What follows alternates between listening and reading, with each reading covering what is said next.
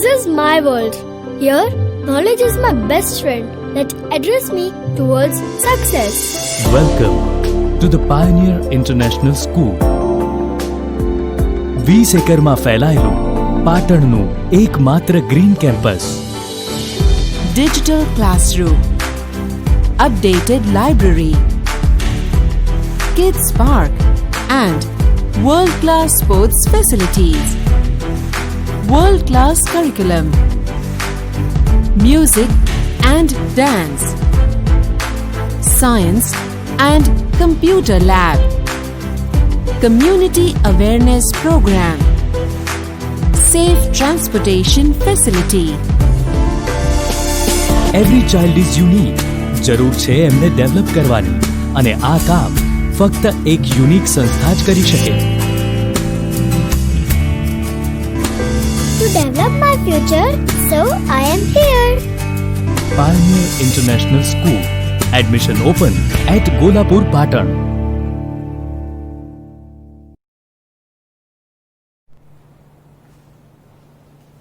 નમસ્કાર વિદ્યાર્થી મિત્રો, આપણે અગાઉના લેક્ચરમાં રાસાયણિક ગતિવિધિ વિશે થોડી ચર્ચા કરેલી છે. રાસાયણિક પ્રક્રિયાના વેગને અસર કરતા પરિબળો જેના વિશે આપણે ભણેલા છે. હવે આજે આપણે એક બીજો ટોપિક દેખવા જઈ રહ્યા છીએ. આપણી એનસીઈઆરટી નો તો પહેલો જ ટોપિક કહી શકીએ રાસાયણિક પ્રક્રિયાનો વેગ. તો કોઈ પણ રાસાયણિક પ્રક્રિયાનો વેગ આપણે કઈ રીતે નક્કી કરતા હોઈએ છીએ? સૌથી મોટો પ્રશ્ન છે આપણે આ ચેપ્ટર માટે કે પ્રક્રિયાનો વેગ કેવી રીતે નક્કી કરવો. જેમ કે વેગ વિશે તમે જાણતા હશો, ફિઝિક્સમાં કોઈ આપણે ગાડી લઈને જઈ રહ્યા છીએ, બાઇક લઈને જઈ રહ્યા છીએ, તો એ વખતે વેગ કઈ રીતે નક્કી કરીએ છીએ? તો એકમ સમયમાં કાપેલું અંતર. તો એકમ સમયમાં કાપેલું અંતર, તો એ રીતે આપણે બાઇકની અંદર અથવા તો ગાડીની અંદર વેગ નક્કી કરતા હોઈએ છીએ, ઝડપ નક્કી કરતા હોઈએ છીએ. તો આપણે રાસાયણિક પ્રક્રિયામાં એવું તો હોય નહીં કે બાઇક અને ગાડીની જેમ અહીંયા પણ તમે એ વસ્તુને એપ્લાય કરી શકો. કેમ ના કરી શકો? કે પ્રક્રિયા દોડવાની નથી જે રીતે ગાડી દોડવાની છે. ગાડીની અંદર તમે દેખો છો 60 80 100 સ્પીડોમીટર લગાવેલું હોય છે, તેની અંદર સ્પીડ બતાવે છે. તે સ્પીડ કઈ રીતે મેઝરમેન્ટ કરેલી હોય છે? તે સ્પીડ કિલોમીટર પર અવરની અંદર મેઝરમેન્ટ કરેલી હોય છે. આનો મતલબ એવો થાય કે 1 કલાકની અંદર કેટલા કિલોમીટર કવર કરશે. જો તમે 60 ની સ્પીડે હેડતા હોય તો એનો મતલબ એવો થઈ શકે કે તમે 1 કલાકની અંદર 60 કિલોમીટર જેટલું ટ્રાવેલ કરી નાખશો. 80 ની સ્પીડે જતા હોય તો એવું થાય કે તમે 1 કલાકમાં 80 કિલોમીટર જેટલું અંતર ટ્રાવેલ કરી દેશો. પણ આપણે એવું જે પ્રકારનું સ્પીડોમીટર ગાડી અને બાઇકની અંદર લગાવેલું હોય છે એવું આપણે રાસાયણિક પ્રક્રિયાને સ્પીડોમીટર ના લગાવી શકીએ. તો પછી આપણે રાસાયણિક પ્રક્રિયાનો વેગ નક્કી કઈ રીતે કરી શકીએ? તો દેખો, એ આજે આપણે સમજીએ કે રાસાયણિક પ્રક્રિયાનો વેગ કઈ રીતે નક્કી થાય. તો આપણે સમયની સાથે પ્રક્રિયાનો વેગ એ એકમ સમયમાં પ્રક્રિયક અથવા તો નિપજની સાંદ્રતામાં થતો ફેરફાર છે. મારા જોડે હું એક પ્રક્રિયા ચાલુ કરું છું. મેં અહીંયા એક પ્રક્રિયા લખેલી છે R થી P.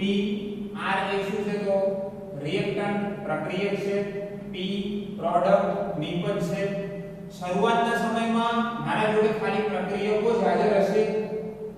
જેમ જેમ સમય આગળ વધશે એ રીતે પ્રક્રિયકો ધીરે ધીરે ઘટતા જશે, નિપજો ધીરે ધીરે વધતી જશે. તો શરૂઆતના સમયમાં મારા જોડે પ્રક્રિયક હશે, નિપજ 0 હશે. હવે જેમ જેમ સમય પસાર થવાનો છે એમ પ્રક્રિયકો ઘટવાના છે. તો પ્રક્રિયકો સમયની સાથે કેટલા ઘટે છે, જો એ વસ્તુને હું મેઝરમેન્ટ કરી લઉં તો મને સમય સાથે પ્રક્રિયકની સાંદ્રતામાં થતો ઘટાડો એ મને શું આપી દે? તો પ્રક્રિયાનો વેગ આપી દે. હું પ્રક્રિયકના સંદર્ભમાં મારે વેગ નથી નક્કી કરવો, તો મારા જોડે એક બીજો રસ્તો પણ છે પ્રક્રિયાનો વેગ નક્કી કરવા માટેનો. કઈ રીતે? તો હું નિપજના ઉપરથી પ્રક્રિયાનો વેગ નક્કી કરી શકું છું. કઈ રીતે નિપજ ઉપરથી હું પ્રક્રિયાનો વેગ નક્કી કરી શકું એ આપણે દેખીએ. મારા જોડે શરૂઆતમાં હું પ્રક્રિયા સ્ટાર્ટ કરી છે વખત નિપજ 0 હશે, પરંતુ જેમ સમય આગળ વધશે એમ નિપજની સાંદ્રતામાં વધારો થશે. નિપજ બનતી જશે, એનો મતલબ કે નિપજની સાંદ્રતા વધશે. અને એ સમય સાથે કેટલી નિપજની સાંદ્રતા વધે જો એને હું મેઝરમેન્ટ કરી લઉં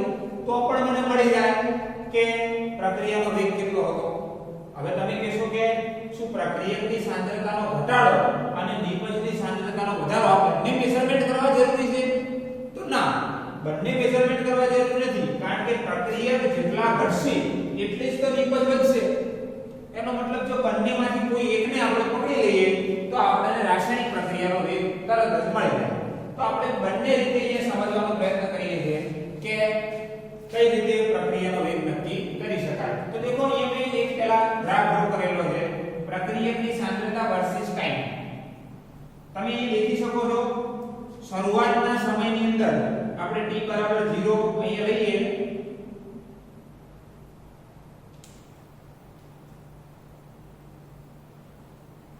તમે દેખી શકો છો અહીંયા t 0 હશે. તો 0 સમયે જે પ્રક્રિયકની સાંદ્રતા છે એ એકદમ મેક્સિમમ છે. હવે જેમ જેમ સમય પસાર થાય છે એમ પ્રક્રિયકની સાંદ્રતામાં ઘટાડો થતો જાય છે. એક સમય આવે છે કે પ્રક્રિયકની સાંદ્રતા બહુ જ ઘટી જાય છે. ઓકે, તો હવે આ ગ્રાફ ઉપરથી આપણે પ્રક્રિયાનો વેગ નક્કી કરવો છે. તો હું કઈ રીતે વેગ નક્કી કરી શકું? તો પ્રક્રિયાનો વેગ હું એક મેથડ તમને કહું છું, ધ્યાનથી સાંભળજો. મારા જોડે હું આ જગ્યાએ તો તમે જાણો છો t સમય કેટલો હશે તો 0 હશે, પણ હું અહીંયા એક પોઈન્ટ પકડું છું, પ્રક્રિયકની સાંદ્રતા થોડી ઘટીને આ પોઈન્ટ ઉપર આવી તો કેટલો સમય થયો હશે? માની લો કે 10 સેકન્ડ થયા હોય, 20 સેકન્ડ થયા હોય, તો હું નોટ કરું છું કે ભાઈ આ એક ટાઈમ છે. આ ટાઈમે કેટલી સાંદ્રતા મને જોવા મળી? સાંદ્રતાને હું c1 થી ડિનોટ કરું છું, એટલા માટે એક t1 ટાઈમ માટે મેં સાંદ્રતા નોટ ડાઉન કરી છે c1. પછી પ્રક્રિયાને થોડો ટાઈમ પસાર થવા દઉં છું, પ્રક્રિયા આગળ ચાલે છે એટલે એનો મતલબ કે પ્રક્રિયાની સાંદ્રતા ઘટ્યા કરે છે, ઘટ્યા કરે છે, ઘટ્યા કરે છે. એક સમય ફરીથી આવે છે, એ વખતે ફરીથી હું પ્રક્રિયાની સાંદ્રતા નોંધું છું કેટલી છે, અને એ વખતનો ટાઈમ હોય એ ટાઈમને પણ નોટ ડાઉન કરું છું, અને એ ટાઈમને હું કહી દઉં છું t2. તો અહીંયા તમે દેખી શકો છો કે મને બે વસ્તુ મળી ગઈ છે. એક તો એક t1 સમયે સાંદ્રતા મળી છે જેને મેં c1 દર્શાવી છે, એક t2 સમયે સાંદ્રતા મળી છે જેને મેં c2 દર્શાવી છે. તો ધ્યાનથી દેખો, મને અહીંયા એક તો ડિફરન્ટ મળશે c2 c1. c2 c1 એક ડિફરન્ટ મળશે. આ શું છે? તો પ્રક્રિયકની સાંદ્રતાનો તફાવત છે, અને પ્રક્રિયકની સાંદ્રતાનો તફાવત છે એટલા માટે હું એને કહી દઉં ડેલ્ટા r. r ને કેમ સ્ક્વેર બ્રેકેટની અંદર કરીએ છીએ મોટા કૌંસની અંદર? કારણ કે એ સાંદ્રતા દર્શાવે છે, મોટો કૌંસ એ આપણા માટે અહીંયા સાંદ્રતા દર્શાવે છે. તો અહીંયા c2 c1 જેને આપણે ડિનોટ કર્યા છે ડેલ્ટા r. એવી રીતે એક ટાઈમનો પણ ડિફરન્ટ આપણને મળી શકે છે t2 અને t1 નો, t2 t1, અને એને આપણે ડિનોટ કરીએ છીએ ડેલ્ટા t1. તો મને અહીંયા એક સાંદ્રતાનો તફાવત મળ્યો છે, એક સમયનો તફાવત મળ્યો છે. હવે મને સાંદ્રતાનો તફાવત પણ મળી ગયો, સમયનો તફાવત પણ મળી ગયો, તો હું આના ઉપરથી પ્રક્રિયાનો વેગ નક્કી કરી શકું છું. કારણ કે દેખો મેં અહીંયા લખેલું છે પ્રક્રિયાનો વેગ એ એકમ સમયમાં પ્રક્રિયક અથવા તો નિપજની સાંદ્રતામાં થતો ફેરફાર છે. હવે આ પરિબળ ઉપર હું કઈ રીતે રાસાયણિક પ્રક્રિયાનો વેગ નક્કી કરી શકું? તો દેખો હું અહીંયા પ્રક્રિયાનો વેગ નક્કી કરવા માટે લખ્યું છે r એવરેજ.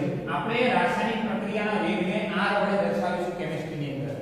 કેમિસ્ટ્રીમાં પ્રક્રિયા વેગને આપણે r વડે દર્શાવીશું, અને અહીંયા તમે દેખી શકો છો av લખ્યું છે, મતલબ આપણે એવરેજ રાસાયણિક પ્રક્રિયાનો વેગ નક્કી કરી રહ્યા છીએ, સરેરાશ રાસાયણિક પ્રક્રિયાનો વેગ. અને એવરેજ રાસાયણિક પ્રક્રિયાનો વેગ હું કઈ રીતે લખી શકું? પ્રક્રિયકના સંદર્ભમાં. પ્રક્રિયકના સંદર્ભની અંદર આ રીતે લખી શકું delta r upon delta t. પરંતુ મારે આ સમીકરણની અંદર એક વસ્તુ ઉમેરવી પડે, માઈનસ. કેમ માઈનસ ઉમેરવું પડે? કે પ્રક્રિયકની સાંદ્રતા સમય સાથે ઘટવાની છે. પ્રક્રિયકની સાંદ્રતા સમય સાથે ઘટવાની છે, અને માઈનસ શું દર્શાવે છે? તો એ પ્રક્રિયકની સાંદ્રતામાં થતો ઘટાડો દર્શાવે છે. નિપજ વખતે હું લખીશ એ વખતે હું માઈનસ નહીં લખું, પ્લસ લખીશ. કેમ? કારણ કે પ્રક્રિયકની સાંદ્રતામાં વધારો થવાનો છે. અથવા તો માઈનસ નો એક બીજી વસ્તુ પણ તમે સમજી શકો છો, માઈનસ કેમ આવ્યો એ આપણે જાણીએ છીએ કદી રાસાયણિક પ્રક્રિયાનો વેગ કદી નેગેટિવ વેલ્યુ ના હોય વેગની. તો અહીંયા ડેલ્ટા આર અને ડેલ્ટા ટી હવે આપણે દેખીએ ડેલ્ટા આર નેગેટિવ આવશે કે પોઝિટિવ આપણે C2 C1 કર્યા છે C2 ઓછા છે C1 વધારે છે એનો મતલબ C2 C1 કરીએ તો ડેલ્ટા આર નેગેટિવ આવે તો ડેલ્ટા આર નેગેટિવ આવે ડેલ્ટા ટી તો પોઝિટિવ આવવાનું છે તો આ વેલ્યુ નેગેટિવ બનશે અને આપણો વેગ તો નેગેટિવ હોવાનો નહીં એટલા માટે આપણે બીજું એક નેગેટિવ એડ કરી દીધું એટલે નેગેટિવ નેગેટિવ શું થઈ જાય પોઝિટિવ થઈ જાય તો આ મેં એક એવરેજ વેગ આ એવી શું દર્શાવે છે તો એવરેજ સરેરાશ વેગ તો આપણે પ્રક્રિયકના સંદર્ભમાં સરેરાશ વેગ નક્કી કર્યો શું આવી રીતે આપણે બીજા ગ્રાફની અંદરથી નિપજ ઉપરથી કરી શકીએ છીએ તમને યાદ હોવું જોઈએ કે delta R upon delta T વાસ્તવમાં બીજું કંઈ જ નથી શું છે તો minus C2 C1 upon T2 T1 છે ઓકે ચલો હવે હું આ ગ્રાફ ઉપરથી શું આ રીતે પ્રક્રિયાનો વેગ નક્કી કરી શકું છું તો હા અહીંયા તમે લખી શકો છો t 0 સમય તો આપણો પ્રક્રિયકની સાંદ્રતા એકદમ નિપજની સાંદ્રતા એકદમ 0 છે જેમ જેમ સમય પસાર થાય એમ એમ નિપજની સાંદ્રતામાં વધારો થાય તો અહીંયા પણ હું એ જ રીતે બે ફેક્ટર લગાવી શકું છું કે મેં એક સમયે પ્રક્રિયકની સાંદ્રતા મળી મને જેને મેં C1 નામ આપ્યું એ વખતનો ટાઈમ જે હતો એને મેં T1 નામ આપ્યું થોડો સમય પસાર થવા દીધો પછી ફરીથી મેં પ્રક્રિયકની સાંદ્રતા નિપજની સાંદ્રતા વધી અને એ વખતની જે સાંદ્રતા મળી એને મેં C2 નામ આપ્યું અને એ વખતનો ટાઈમ હતો એને મેં T2 નામ આપ્યું તો અહીંયા પણ આપણને એક ડિફરન્સ મળશે C2 C1 અને એને આપણે કહીશું delta P P means product નિપજ અને અહીંયા ટાઈમનો પણ એક ડિફરન્સ મળશે ટાઈમનો ડિફરન્સ મળશે T2 T1 જેને કહીશું ડેલ્ટા T તો અહીંયા આપણને ડેલ્ટા P અને ડેલ્ટા T મળ્યું તો શું નિપજ ઉપરથી આપણે રાસાયણિક પ્રક્રિયાનો વેગ નક્કી કરવો હોય તો નિપજ ઉપરથી પણ કરી શકીએ છીએ નિપજ ઉપરથી કઈ રીતે રાસાયણિક પ્રક્રિયાનો વેગ નક્કી કરી શકીએ તો delta P upon delta T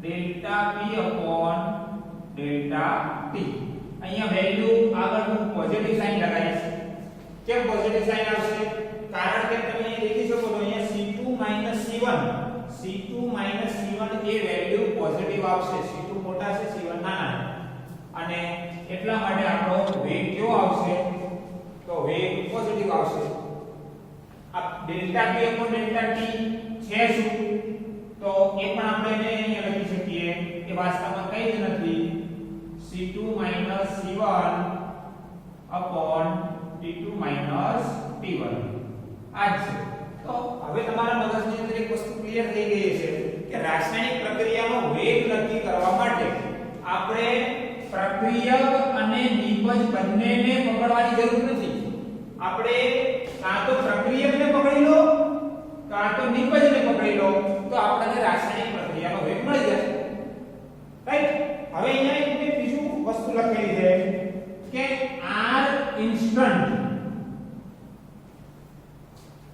देखो तो આ શું છે તો આ પણ એક પ્રક્રિયાનો વેગ જ છે પરંતુ એવરેજ એ કોઈ સરેરાશ વેગ છે આખી સમગ્ર પ્રક્રિયાનો સરેરાશ વેગ એવું કહી શકીએ અને આ ઇન્સ્ટન્ટ નો મતલબ થાય છે એક નાનકડા તબક્કા માટે એક ટૂંક સમય માટે અથવા તો એક બહુ જ નાના તબક્કા માટે આપણે વેગ જો શોધીએ એ વેગને આપણે r ઇન્સ્ટન્ટ નામ આપીશું આ ઇન્સ્ટન્ટ અથવા તો ઇન્સ્ટન્ટેનિયસ એકદમ ત્વરિત વેગ ફિઝિક્સ ની અંદર તમે દેખતા હશો ત્વરિત વેગ હવે ત્વરિત વેગમાં શું ફરક હોય છે અને સરેરાશ વેગમાં શું ફરક હોય એ પણ તમને અહીંયા ખબર પડી જશે દેખો ત્વરિત વેગ કઈ રીતે મળે મારે આ પ્રક્રિયકની સાંદ્રતા ઉપરથી ત્વરિત વેગ શોધવો છે જે આ ગ્રાફ દોર્યો છે એના ઉપરથી તો હું કઈ રીતે શોધી શકું તો મારે આ પ્રક્રિયાનો કોઈ ટૂંક સમય માટેનો ઢાળ નક્કી કરવો પડે ઢાળ નક્કી કરો એટલે તમે ધ્યાનથી સમજો તો સાંદ્રતા પણ આવી જાય અને સમય પણ આવી જાય આ પ્રક્રિયાનો ઢાળ આને આપણે a કહી દઈએ આ b કહી દઈએ c તો એનો મતલબ ab/dc આ પ્રક્રિયામાં શું આવશે તો ઢાળ આ પ્રક્રિયાનો જે ઢાળ આવે છે, રાઈટ, તો આ એક સૂક્ષ્મ તબક્કા માટેનો ઢાળ છે અને આ ઢાળની વેલ્યુ જે હોય, આ ઢાળની જે વેલ્યુ હોય એ વાસ્તવમાં આપણો ત્વરિત વેગ આપે છે. તો અહીંયા હું લખી શકું છું ઢાળ. પણ તમે ધ્યાનથી દેખો તો આ ઢાળની વેલ્યુ આગળ મારે માઈનસ લગાવવું પડશે. કેમ માઈનસ લગાવવું પડશે? કારણ કે c2 આ જે ડિફરન્સ આવશે એ નેગેટિવ વેલ્યુ આવશે, એટલા માટે મારે માઈનસ લખવું પડશે. ઓકે, તો શું આ ગ્રાફ ઉપરથી કોઈ એવું નક્કી કરી શકું છું?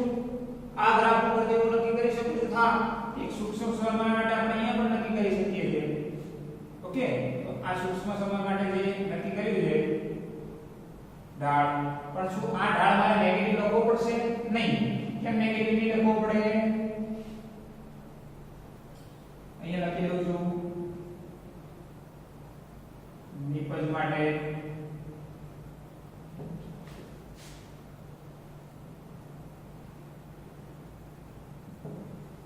ઓકે, પ્રક્રિયા માટે આ ઇન્સ્ટન્ટેનિયસ મારે કેવો લખવો પડશે? નેગેટિવ. પરંતુ નિપજ માટે નહીં લખવો પડે, કારણ કે નિપજમાં તો ઓલરેડી ઢાળ કેવો છે? તો પોઝિટિવ જ આવશે. કેમ પોઝિટિવ આવશે? કારણ કે c2 c1 આ જે સૂક્ષ્મ તબક્કાનો ડિફરન્સ આવે છે પોઝિટિવ આવવાનો છે માટે. હવે આ મારે એવરેજ વેગ અને ઇન્સ્ટન્ટ વેગ એને હું કઈ રીતે અલગ કરી શકું? તો દેખો અહીંયા હું એક સમીકરણ લખું છું r ઇન્સ્ટન્ટ વેગનું. ઇન્સ્ટન્ટ વેગ માટે હું આ રીતે લખીશ -d r/dt. ધ્યાનથી દેખો મેં આમાં શું પરિવર્તન કર્યું? r એવરેજ ની જગ્યાએ મારે r ઇન્સ્ટન્ટેનિયસ લખવો તો r ઇન્સ્ટન્ટ, તો એમાં મેં શું ડિફરન્ટ કર્યું? ત્વરિત વેગ. ત્વરિત વેગ લખવા માટે મેં ખાલી અહીંયા માઈનસ હતું તો માઈનસ રાખ્યું છે, અહીંયા ડેલ્ટા હતું એટલે મેં d કરી દીધું છે. એનો મતલબ કે મેં આને એનું વિકલિત સ્વરૂપ લખ્યું છે. આ d શું છે? તો ડેરિવેટિવ છે, વિકલન છે. તો એનો મતલબ બહુ જ સૂક્ષ્મ તબક્કા માટે મેં વેગ લખ્યો છે. જો ત્વરિત વેગ હોય, હંમેશા યાદ રાખજો, ત્વરિત વેગ હોય તો d આવશે. d એ શું છે? તો એકદમ સૂક્ષ્મ તબક્કા માટેનો વેગ છે, આપણો ત્વરિત વેગ છે. આવી જ રીતે સેમ ટુ સેમ આપણે નિપજ માટે પણ લખી શકીએ r instantaneous is equal to plus d p upon dt. તો આ રીતે આપણે રાસાયણિક પ્રક્રિયાનો વેગ નક્કી કરી શકીએ. ઓકે, તો રાસાયણિક પ્રક્રિયાનો વેગ કઈ રીતે નક્કી કરવો આપણે દેખી લીધું છે. હવે તમે મને કહી શકો છો કે રાસાયણિક પ્રક્રિયાના વેગનો એકમ શું હોઈ શકે? આપણે બહુ જરૂર પડશે પ્રક્રિયા વેગનો એકમ શું? રાસાયણિક પ્રક્રિયા ચાહે એવરેજ વેગ હોય કે ઇન્સ્ટન્ટેનિયસ વેગ હોય, એનો એકમ શું? તો તમે ધ્યાનથી દેખો તો આપણે વેગને કઈ રીતે વ્યાખ્યાયિત કર્યો છે? સાંદ્રતા ભાગ્યા સમય. સાંદ્રતા ભાગ્યા સમય. ચાહે પ્રક્રિયાની સાંદ્રતા હોય કે નિપજની સાંદ્રતા હોય. અને સાંદ્રતાનો એકમ આપણે જાણીએ છીએ. સાંદ્રતાનો એકમ આપણે જાણીએ છીએ. આપણે પ્રક્રિયા વેગનો એકમ દેખો છે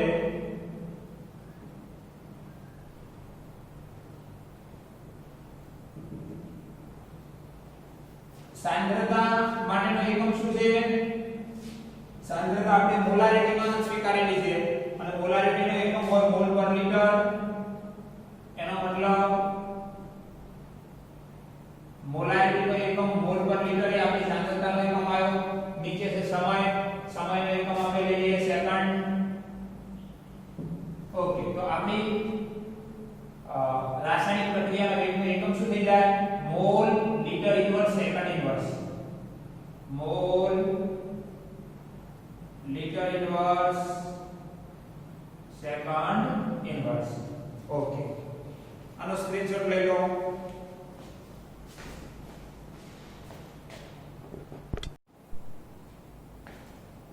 ચલો હવે આપણે કેટલીક પ્રક્રિયાઓનો વેગ કઈ રીતે લખવો એના વિશે થોડું સમજીએ.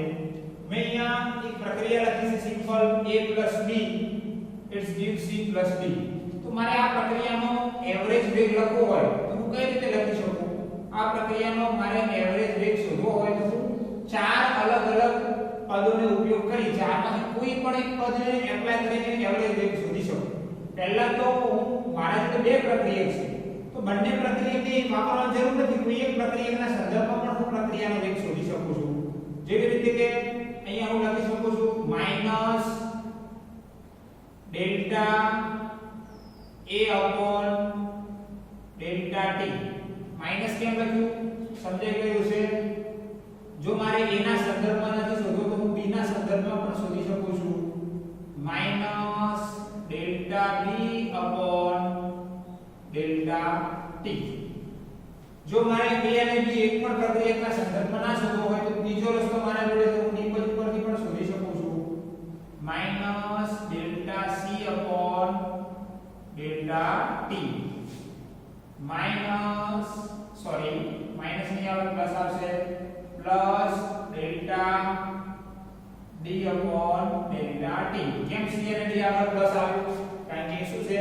નિપજ છે તો આવી જ રીતે મારે ઇન્સ્ટન્ટ વેગ શોધવો હોય તો ઇન્સ્ટન્ટ વેગ માટે ખાલી તમને યાદ છે ડેલ્ટા ની જગ્યાએ ડેરિવેટિવ d લખવાનું છે minus dA upon dt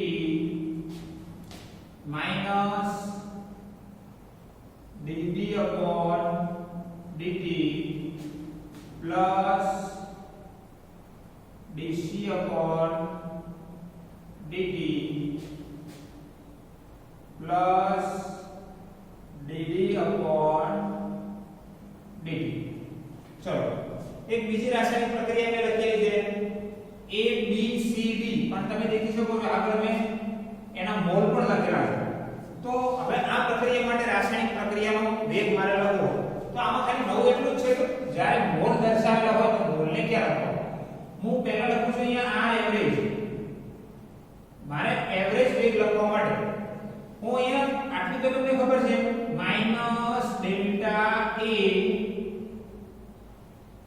upon delta t આ તો તમે લખશો પણ આ જે સ્મોલ a છે એની મારે ક્યાં લખવું તો જ્યારે પણ રાસાયણિક પ્રક્રિયાનો વેગ શોધતા હોય અને પ્રક્રિયક અથવા તો નિપજની આગળ કોઈ ગુણાંક ઉમેરો હોય તો એ ગુણાંકને આપણે 1 બાય જે ગુણાંક હોય એને લખીશું આ પદના ગુણાકારની અંદર 1 બાય a ફેક્ટર આપણે લખવું પડશે દેખજો સંતુલન અચળાંક વખતે આપણે એને શું કરવું પડતું હતું ઘાતમાં જવા દેવું પડતું પણ અહીંયા આપણે 1 બાય કરીને એ ફેક્ટર જે હશે એને લખીશું એ કારકને વ્યાખ્યાયિત કરીશું ચલો b માટે તમે સમજી ગયા છો minus 1 by b delta b upon delta t plus 1 by c delta c upon delta t plus 1 by d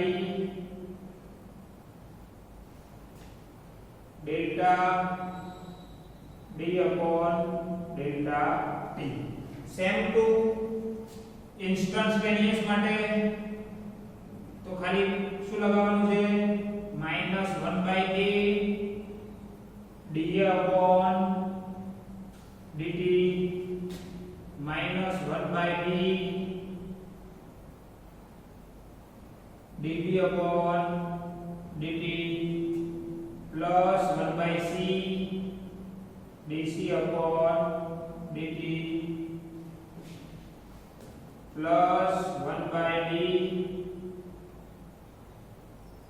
dd upon dt okay તો આ રીતે આપણે લખવું પડે છે આપણે કેટલીક વ્યવહારિક પ્રક્રિયા માટે પણ આ વસ્તુને એપ્લાય કરી શકીએ અને લખી શકીએ એક હેમર વિધિથી એમોનિયાની પ્રક્રિયા માટે મેં લખ્યું છે આપણે કોઈ એક વેગ લખી દઈએ એના માટે આપણે વેગ લખીએ છીએ એવરેજ RAV ચલો શું થશે બહુ સિમ્પલ છે તો માઈનસ ડેલ્ટા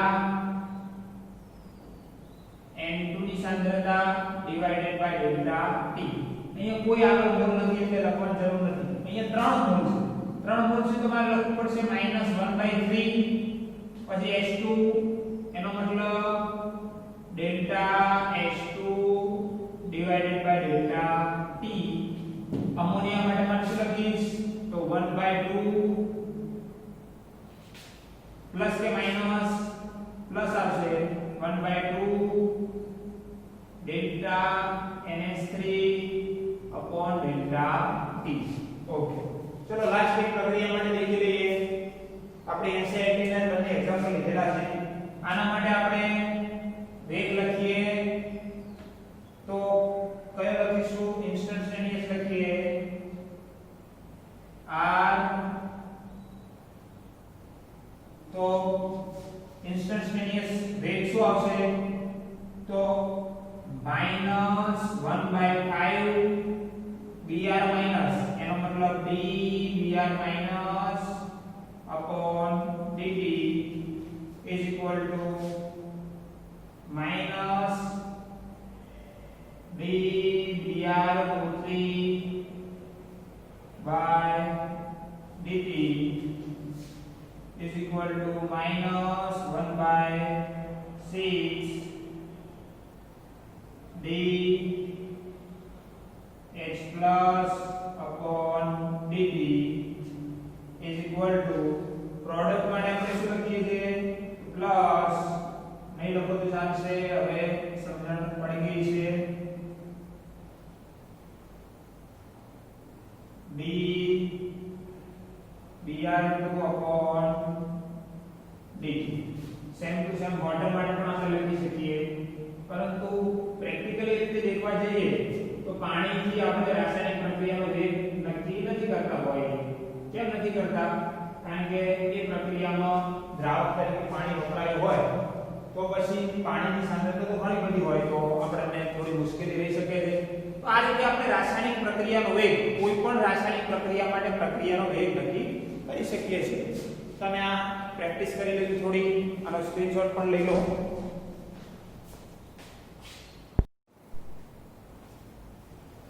चलो विद्यार्थी मित्रों હવે આપણે एनसीईआरटी 4.1 एक कोयडो देखिए.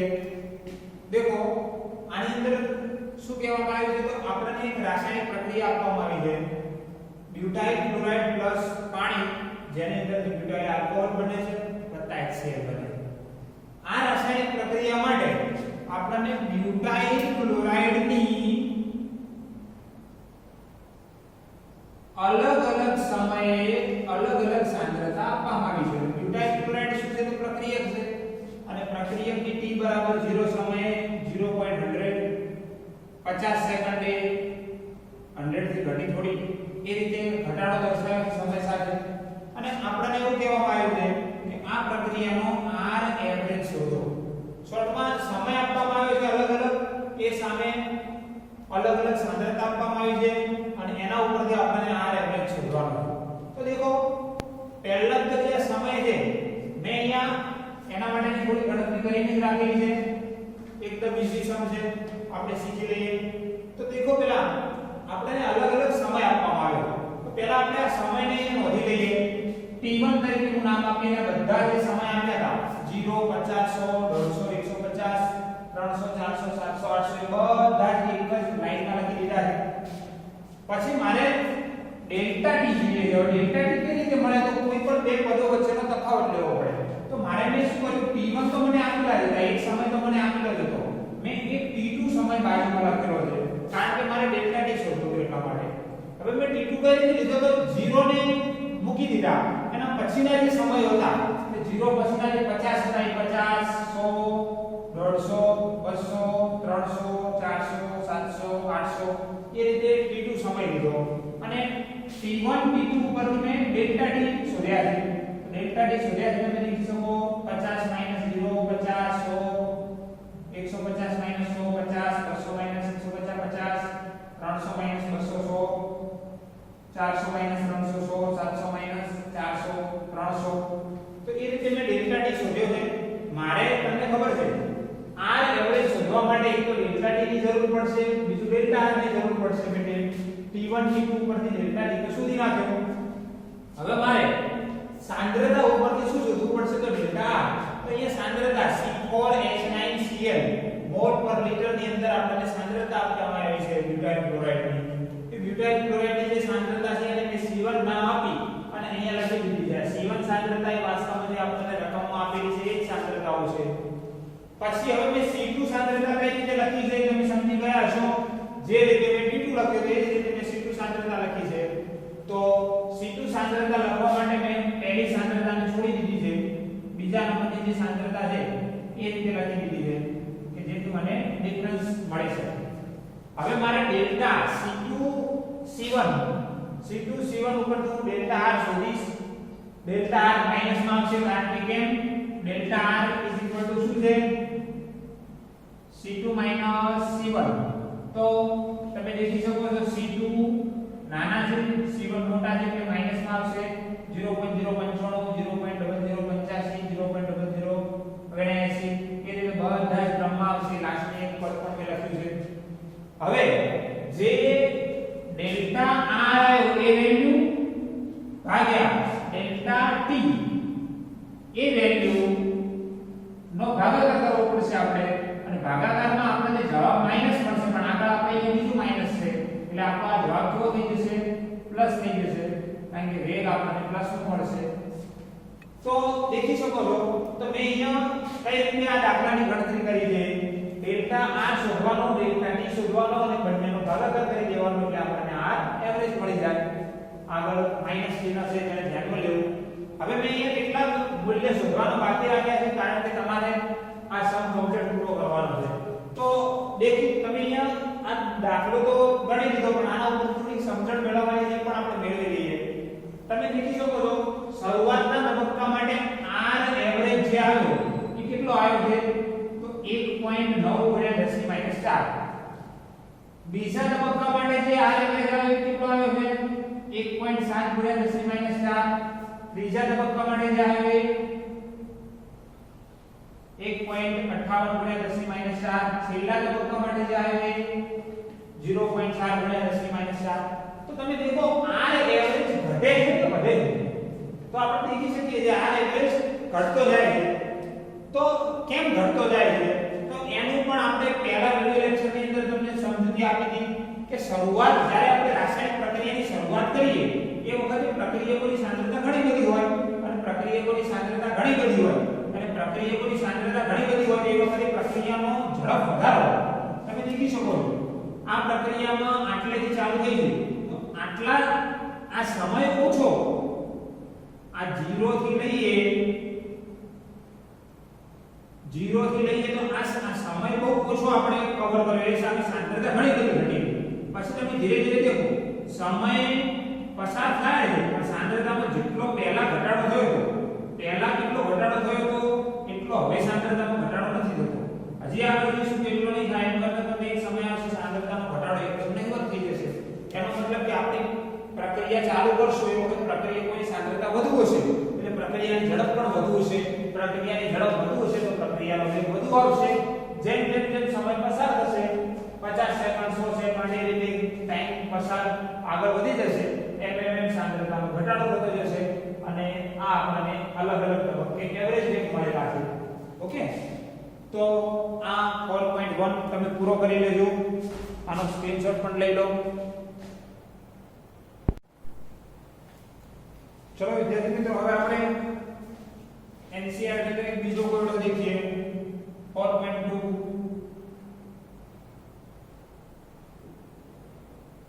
देखो આની અંદર આપણને શું કહેવામાં આવ્યું છે કે એક રાસાયણિક પ્રક્રિયા છે N2O5 જેનું વિઘટન થઈ અને NO2 O2 બને.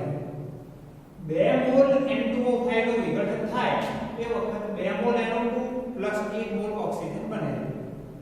આ પ્રક્રિયામાં આપણને N2O5 ની પ્રારંભિક સાંદ્રતા શરૂઆત જ્યારે આપણે આ રાસાયણિક પ્રક્રિયાને કરી એ વખતે આપણને N2O5 ની સાંદ્રતા આપેલી છે 2.33 મોલ મીટર ઇન્વર્સ. જ્યારે 184 મિનિટ પૂરી થાય એ પછીની સાંદ્રતા 2.08 મોલ મીટર ઇન્વર્સ છે. તમે દેખી શકો છો સાંદ્રતા સમયના સાથે ઘટી છે. 184 મિનિટ એટલે આપણે સેકન્ડ કેવો હોય તો 1140 સેકન્ડ અથવા તો કલાક કેવો હોય તો 3.067 કલાક એ તમને ફેરવતા આવડે છે. ચલો હવે આપણને કહેવામાં આવ્યું છે કે તમે આ રાસાયણિક પ્રક્રિયાનો એવરેજ વેગ શોધો. R એવરેજ શોધો અને R એવરેજ શોધો ટોટલ 3 અલગ અલગ એકમોમાં શોધો. મિનિટમાં શોધો, સેકન્ડમાં શોધો અને કલાકમાં શોધો. R એવરેજ આપણે કઈ રીતે શોધી શકીએ? પહેલા તો દેખો આપણને કોની સાંદ્રતા આપવામાં આવી છે કે N2O5 એટલે તમે તરત જ કહેશો કે ભાઈ વેગનું સમીકરણ આવું બની જશે, વેગનું સમીકરણ આવું બનશે, r average is equal to minus 1/2 delta n2O5 upon delta t. ચલો ડેલ્ટા ટી શરૂઆતની સાંદ્રતા એટલે t બરાબર 0 સમય સાંદ્રતા અને 184 મિનિટ પછીની સાંદ્રતા એટલે તો તફાવત તો 184 જ આવશે. ડેલ્ટા ટી તો આપણે ખબર છે. n2O5 નો તફાવત લેવાનો છે. કઈ રીતે લઈશું તો 2.08 2.33. તો તમે દેખી શકો છો 2.08 2.33 ભાગ્યા 184 ટાઈમ અને આ 1/2 કે ત્યાં તો એ તો આગળ છે આપણે સમીકરણમાં. તો આ રીતે તમે શોધશો તો તમને r એવરેજ મળશે. આનું ગુણાકાર તમે દેખશો તો 6.79 * 10 - 4 આવે. આનું તમે એકમ ખાસ નોટ કરો, mall litre inverse minute inverse લખ્યો છે. કેમ? કારણ કે આપણે જે ટાઈમ લીધો એ મિનિટમાં લીધો. આનું આ જ સમીકરણ હવે તમે સેકન્ડ માટે એપ્લાય કરશો એટલે 11040 લખશો. બીજું કંઈ જ ફેરફાર નહીં થાય. ખાલી અહીંયા 11040 આવશે. અને જે તમારો જવાબ આવશે 1.2 * 10 - 5 mall litre inverse second inverse. કેમ સેકન્ડ ઇન્વર્સ લખ્યો છે? કારણ કે હવે આપણે ટાઈમ કઈ એકમનો મેઝરમેન્ટ કર્યો છે સેકન્ડ ઇન્વર્સ. તમે ડાયરેક્ટ મિનિટ ઇન્વર્સમાંથી સેકન્ડ ઇન્વર્સમાં પણ જઈ શકો છો.